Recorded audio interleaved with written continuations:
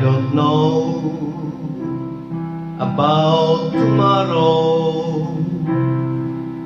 I'll just live from day to day.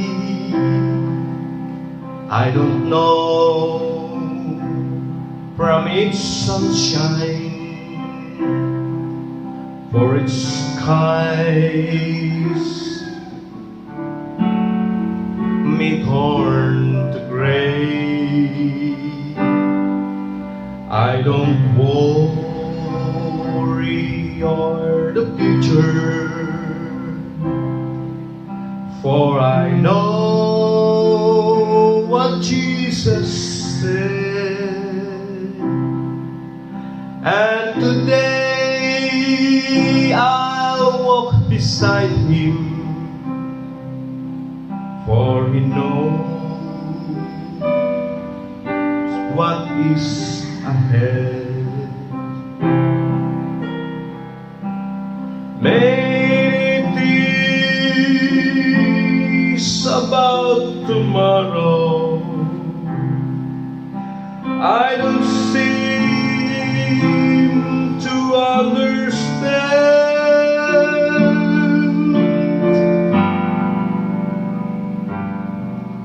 but I know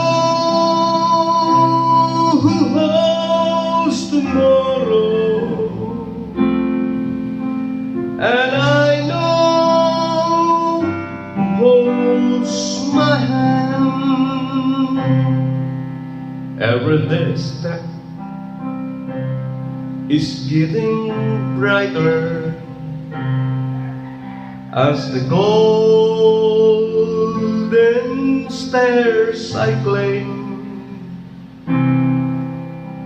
Every burden's getting lighter, every cloud is silver line. There the sun is always shining. There's no tear will dim the sky. At the ending of the rainbows, where the mountain touch the sky, many things about tomorrow I don't seem to understand,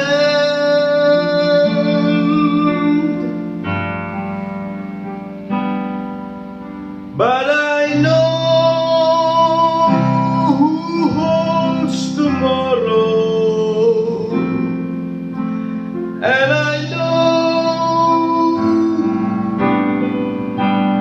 He holds my hand.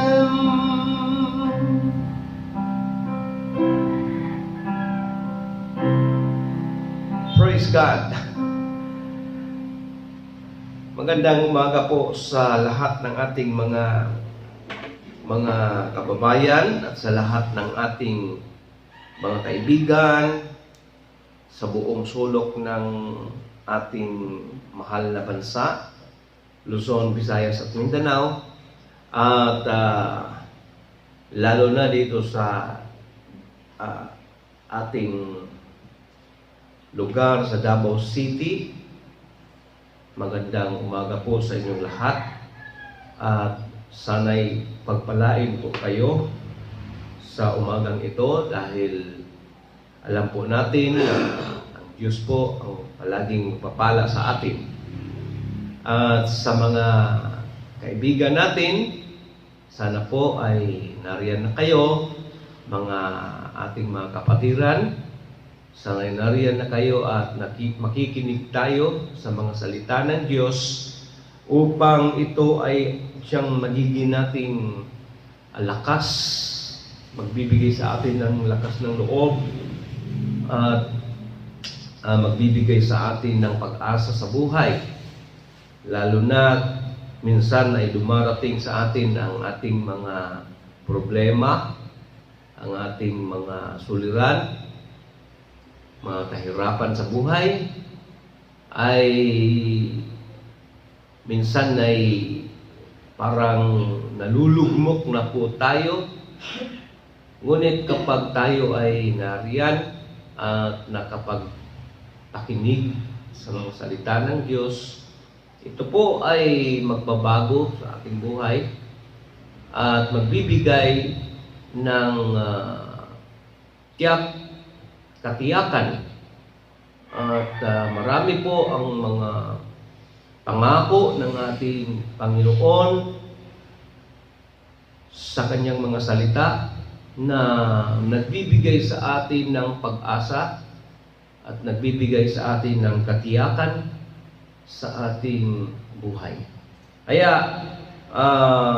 ito po ay dapat nating tanggapin sapagkat alam po natin na ito ay nagmula sa langit. Ngayon mga kababayan, magpapatuloy po tayo sa ating pag-uusap. Let us continue with this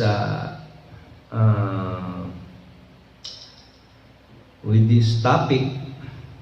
And last time, our topic is about the grace of God. And we have learned a lot about the grace of God and our salvation. We learned that salvation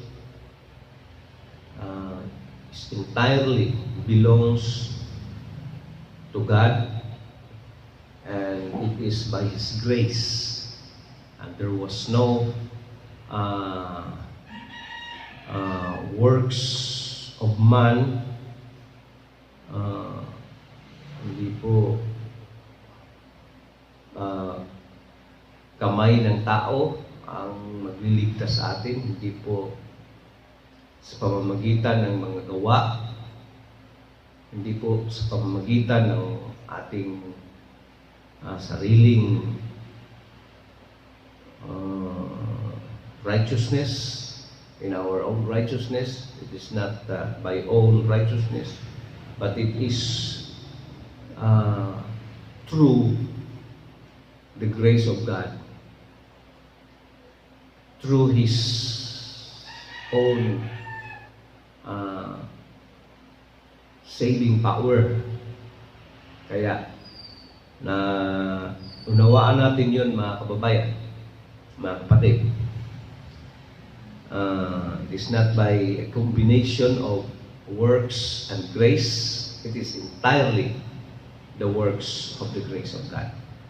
So, let us continue the plan of salvation. So, we also learn about the sovereignty of God. That because of His sovereignty, He alone is the ultimate cause of whatsoever come to pass. So, siya lang ang may kagagawan sa mga bagay na mangyayari. Whatsoever come to pass. So, talking about eternal salvation, siya ang may kagagawan nun. So, and we learn also, mga kababayan, about man's depravity.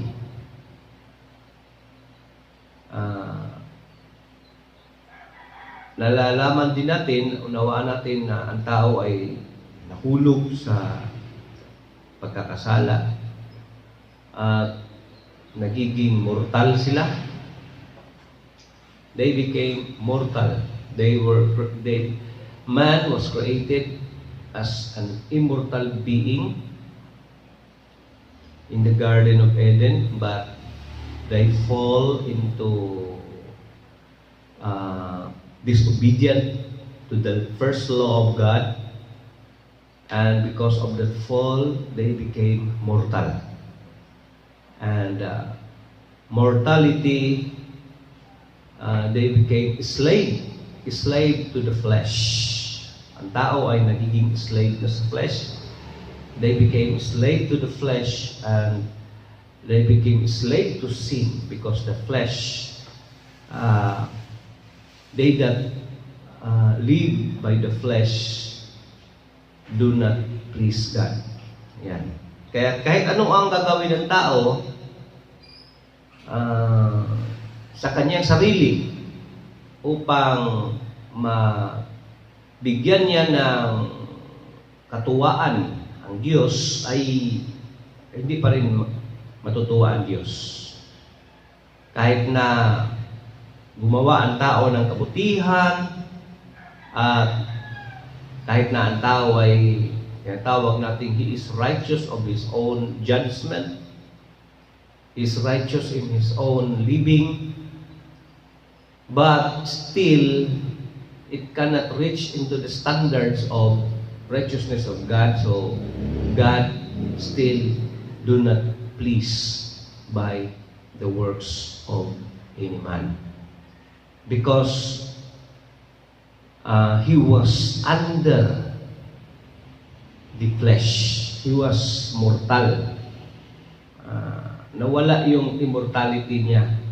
Yung immortality niya, yun yung tinatawag na spiritual being niya. Sabi ni Apostol Pablo, those who live in the Spirit is life, and those who live in the flesh is eternal damnation. Yan. So, unless there is a Savior, unless God saves us from this condition, then that's the time that we can gain the salvation. But you see, my brothers and sisters, there are people, mga religious leaders, kahit ano pa yung itinuturo nila, kahit ano pa yung kiniklaim nila, mga kababayan, still they are under the flesh. You see? Kaya tayo, wag nating gagawing yung parang ginagawa na nating Diyos ang ating mga leader, ang ating mga religious leaders. Ginagawa na nating parang sila na ang ating pinaghuhugutan ng ating kaligtasan. Huwag po natin gawin yan, sapagkat kahit ano pa yung itinuturo nila, kahit ano pa yung kiniklaim nila sa kanilang sarili, kahit gaano man sila kayaman, gaano man sila kabait, gaano man sila effective sa kanilang mga ginagawa, at tinitingala sila ng mga tao, subalit they are still under the flesh, and those everything that they do, still God cannot please, because they are still under the flesh. Those who are under the flesh cannot please God. Now, there is in the scripture, mayroong sinasabi ang banal na kasulatan, mga kababayan, na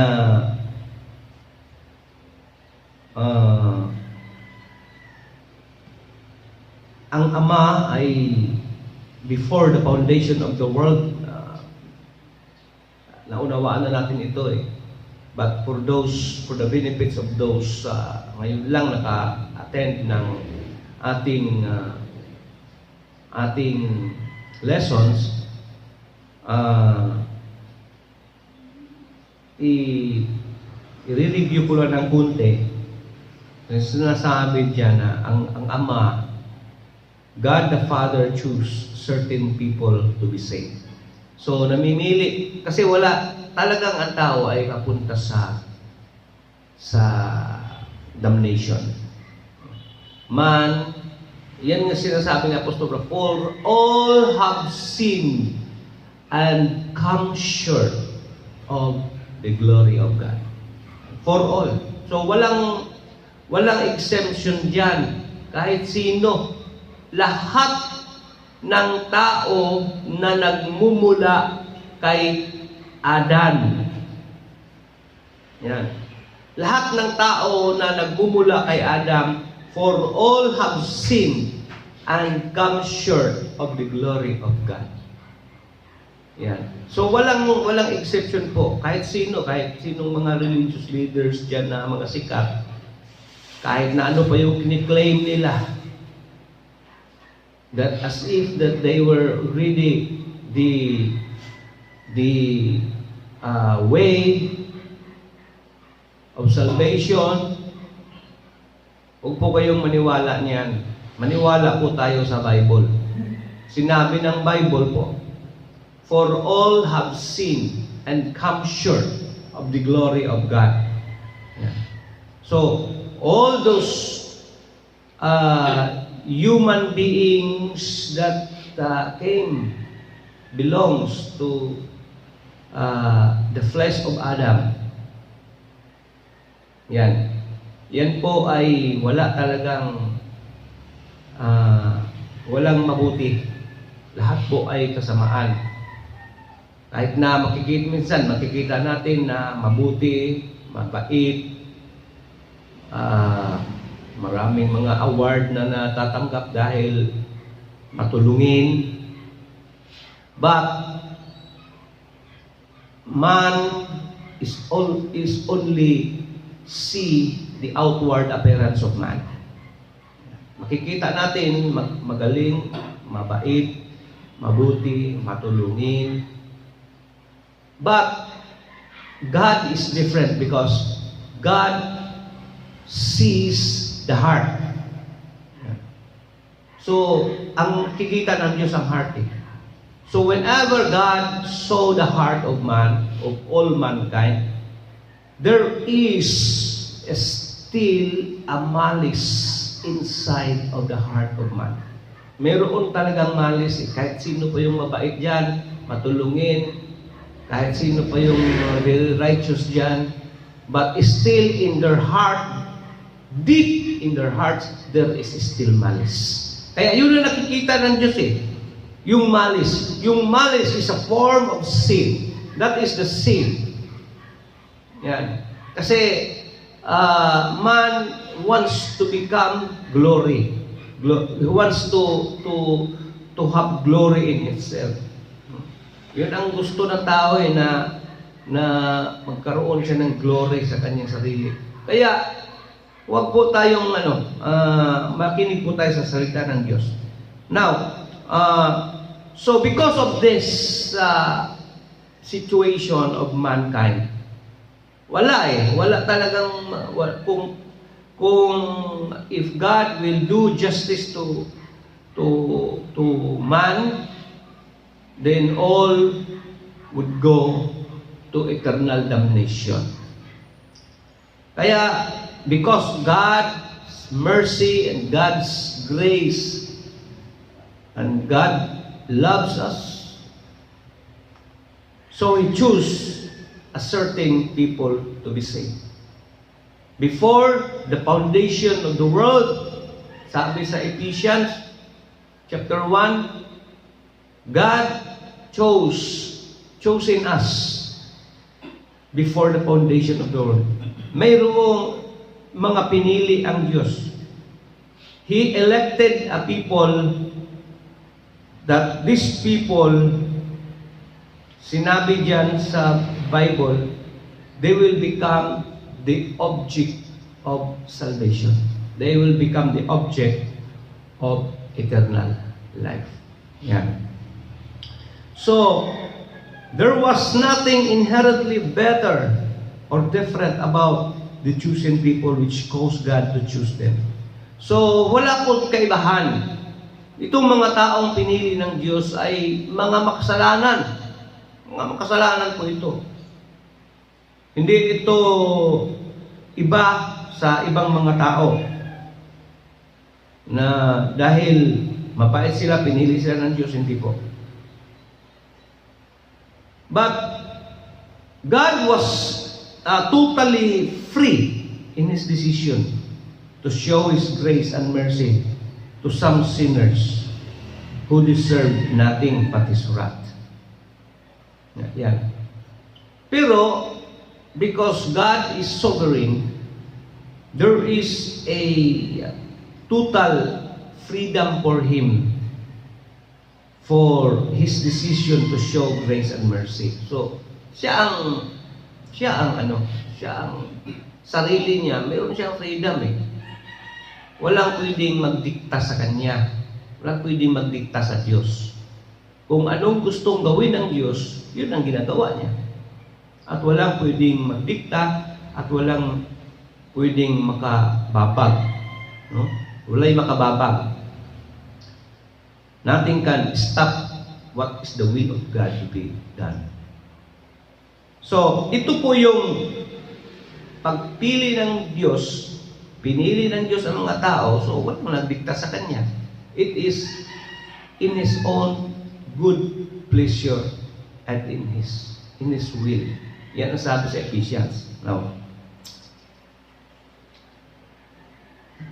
there is no condition. So, unconditional po yun. Hindi sinabi ng Diyos na ikaw, dadaling kita sa langit basta mabait ka. Dadaling kita sa langit, bigyan kita ng buhay na walang hanggan basta ikaw ay susunod sa akin. Sumunod ka muna sa akin, sabi ng Diyos. Tapos bibigyan kita ng eternity. Hindi po ganun.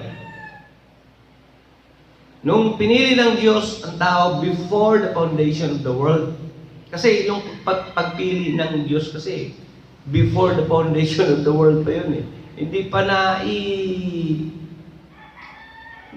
pa na-create yung mundo eh. But because of His sovereignty, God knows that He knows the past, the present, and the future. So because He knows the future, He knows that you will exist at this present time. He knows already. So, before you exist, you are already, God has already made an election. Before man exists, God has made already an election of those people who deserve nothing but His wrath.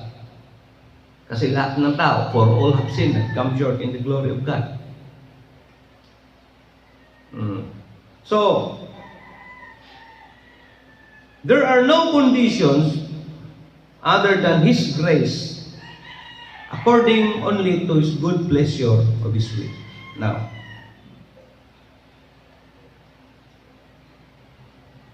before the foundation of the world, God elected a people. Yan.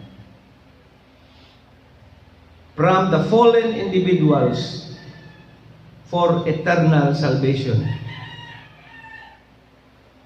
Yan. So, based on His own good pleasure and will, and not based on the action or He foresaw or any special accomplishment of performance would qualify Him. So, kahit ano man yung hindi pinapasin ng Diyos what is our performance. Not based on our own performance that He foresaw. Nakikita na niya kung ano tayo or not based on our own accomplishment or our own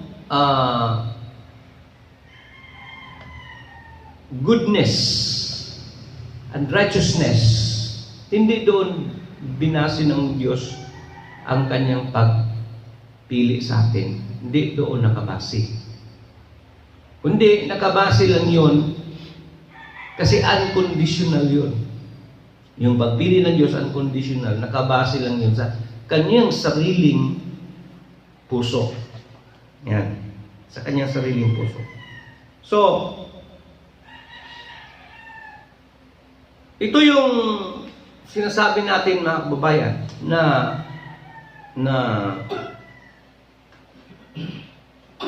there is no other way for us to be saved but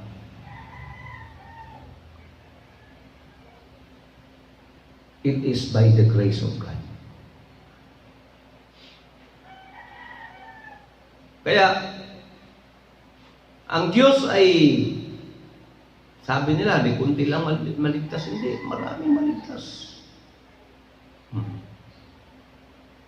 So, the choice of God rested solely in His sovereign will.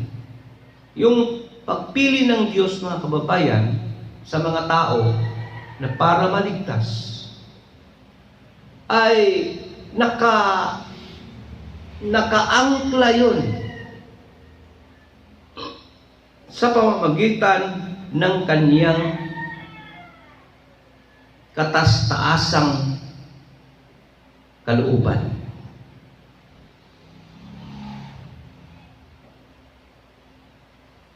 Yan. So, nung pinili niya yon, they are predestinated to become an adopted children of Christ. Yan. Pinili sila and they were predestined.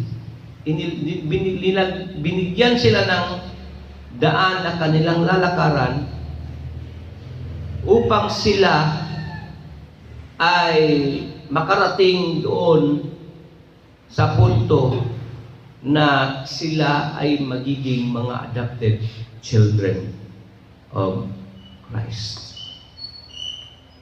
Yeah. So, that's the reason why the Father sent His only begotten Son to this world.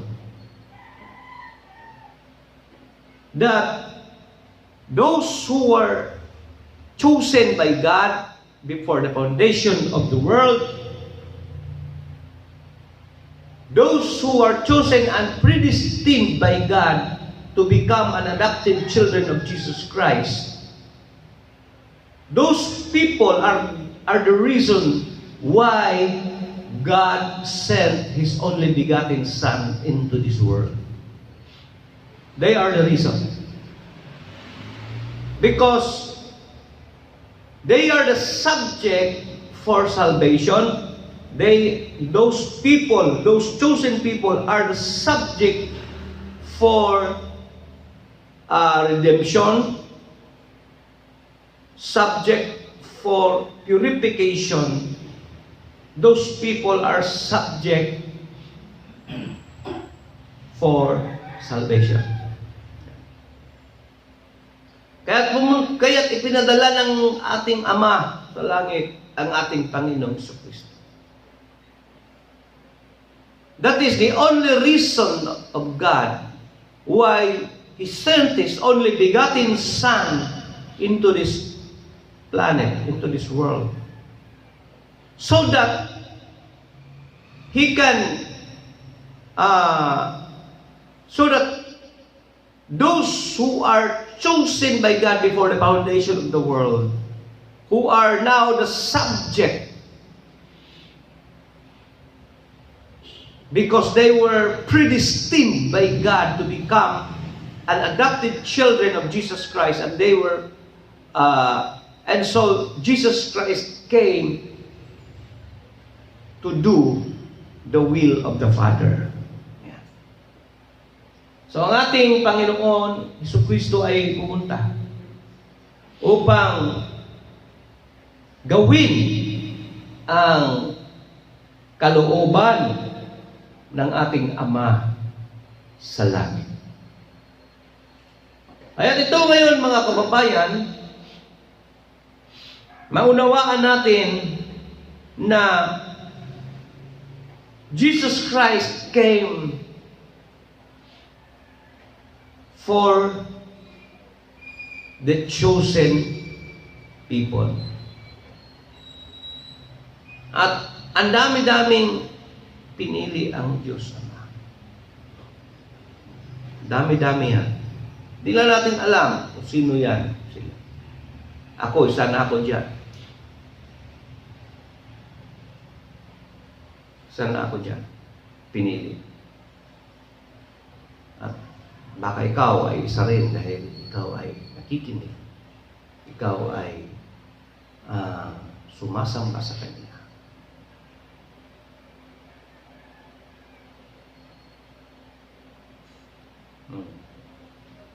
Pag sa Kanya ka sumasamba, hindi ka sumasamba sa iyong leader, hindi ka sumasamba sa mga graven images, hindi ka sumasamba sa mga artista.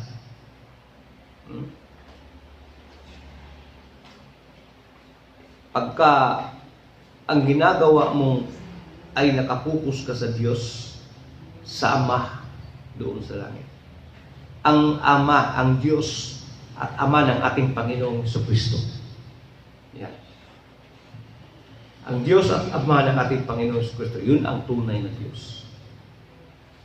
Kapag doon ka nakapokus, kapag doon ka sumasamba, kapag doon ka nakapokus, wala ka ng ibang binibigyan ng atensyon,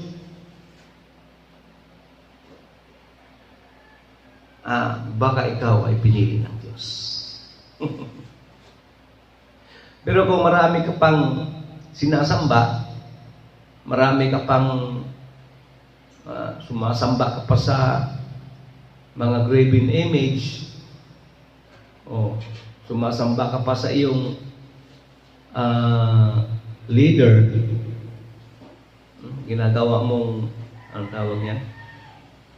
Idol. Ginagawa mong idol ang iyong leader ninyo. Yung mga artista, ginagawa mong idol. Mga singer, ginagawa mong idol. Oh, medyo magdadalawang isip pa ako dyan.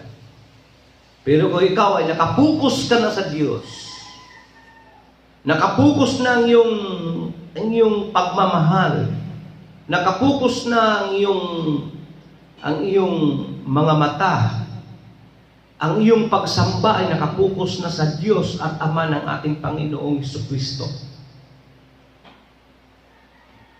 Nakapokus sa Ama at sa Diyos at Ama ng ating Panginoong Jesucristo at nakapokus sa ating Panginoong Jesucristo.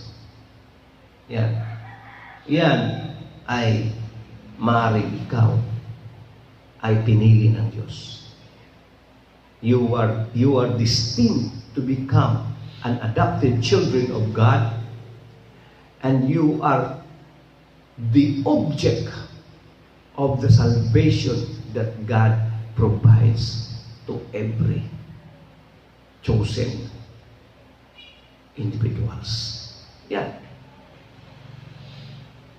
Huwag na natin tingnan kung ano ang natin, kondisyon natin, kasi wala namang kondisyon eh. Unconditional naman yun eh. Hindi naman natin masasabi kasi mabait kasi ako, masama kasi yung isa. Ayan. Hindi ganoon. Kasi yung pagpili ng Diyos ay unconditional yun.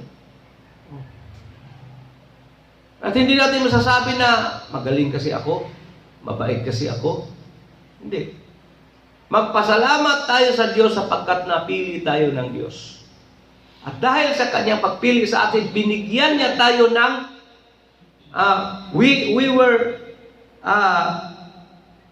quickened.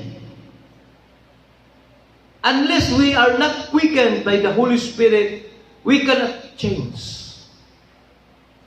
Hindi tayo magbabago. Hindi mababago yung pag-iisip natin, hindi mababago yung mga buhay natin.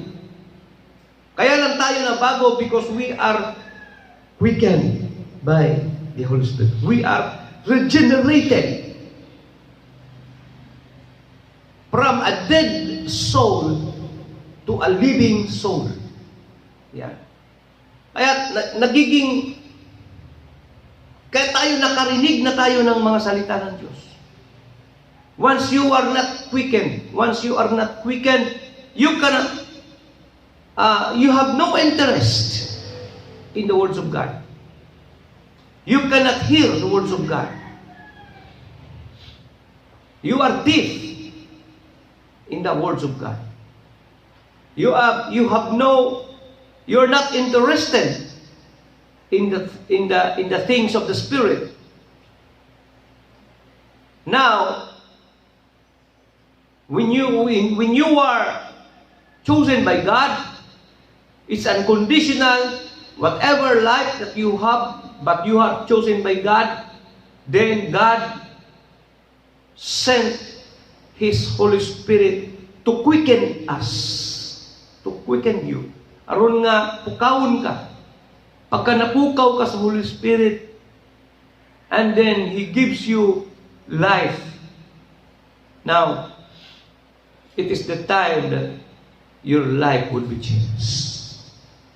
It is the time that you can now interested in the things of the Spirit.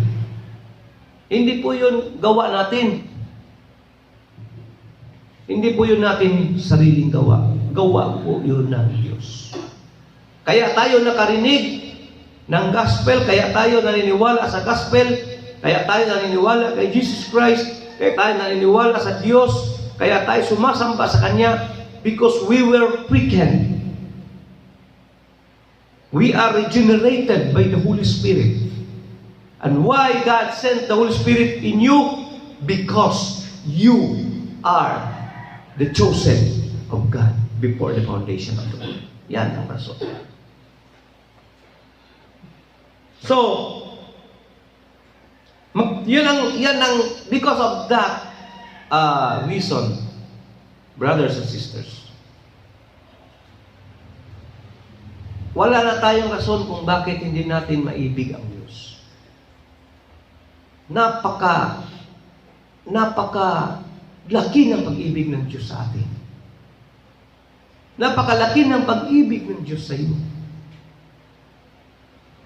Na bagamat tayo ay naroon na sadlak sa kasalanan, nasadlak sa galit, sa puot ng Diyos, but He provided us a way.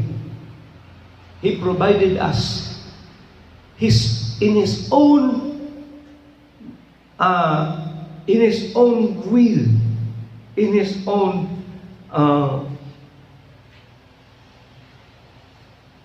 will.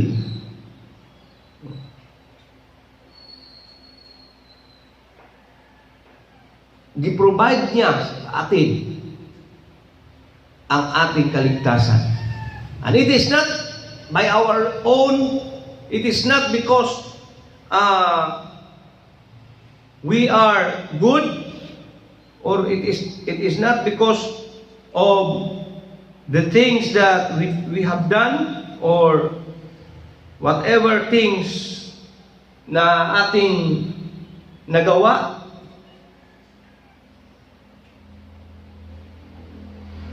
Hindi dahil diyan, kundi dahil sa Kanyang according to His good pleasure of His will. Yan ang sinabi sa Bible. So, mga kaibigan, mga kapatid, mga kababayan, sana'y naunawaan nyo ang mga bagay na ito.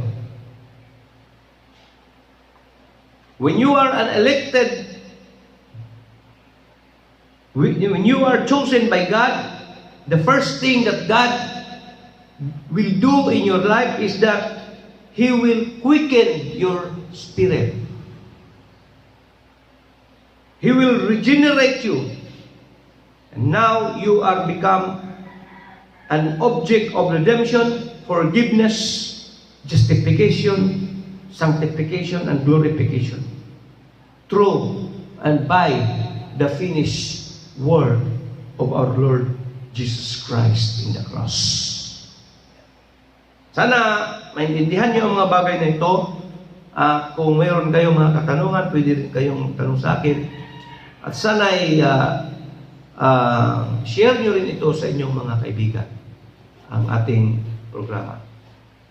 At meron po ako ditong pinopromote na book, Basic Principles of God's Word.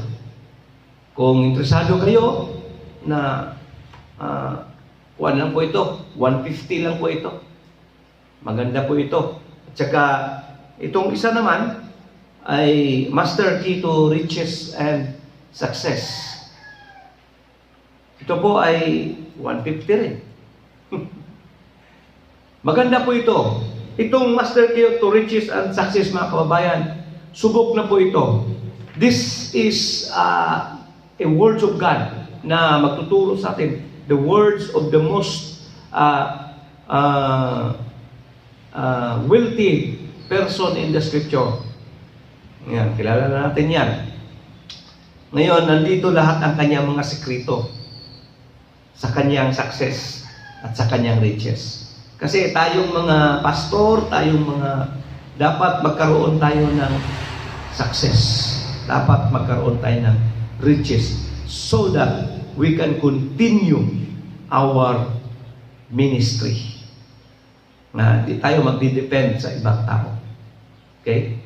This is the words of God. So, pwede nyo itong bilhin. Kung itong dalawa ang gusto nyong bilhin, ay 500 lang po ito. Kung dalawa. Ay, hindi pala 500. 250 lang itong dalawa. Murang-mura talaga. Saan tayo? Ito, ang ano nito, ang materials nito makakapal.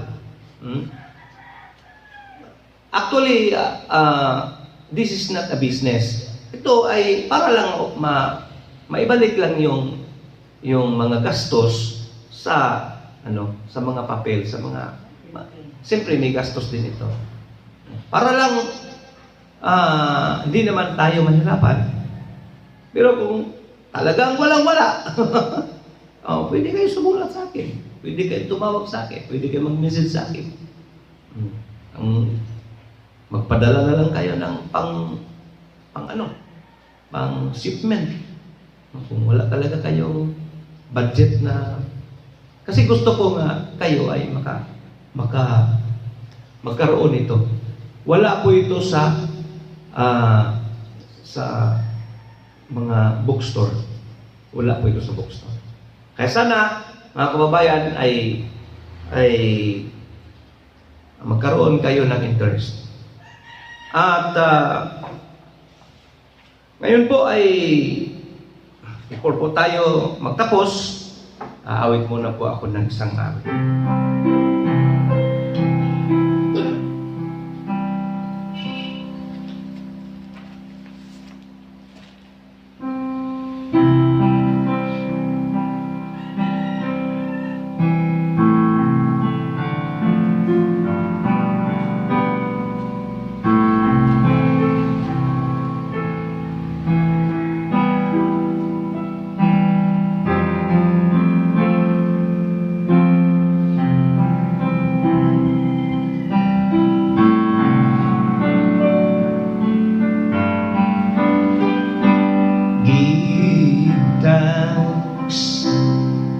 With a grateful heart,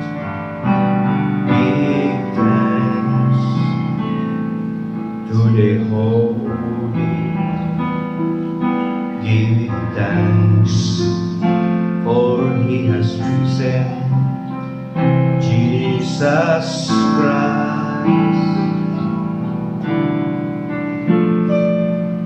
His Son. Give thanks with a grateful heart. Give thanks to the Holy One. Give thanks, for He has given Jesus Christ, His Son. And now let the weak say, I am strong. Let the poor say, I am rich, because of what the Lord has done for us. And now let the blind say, I can see.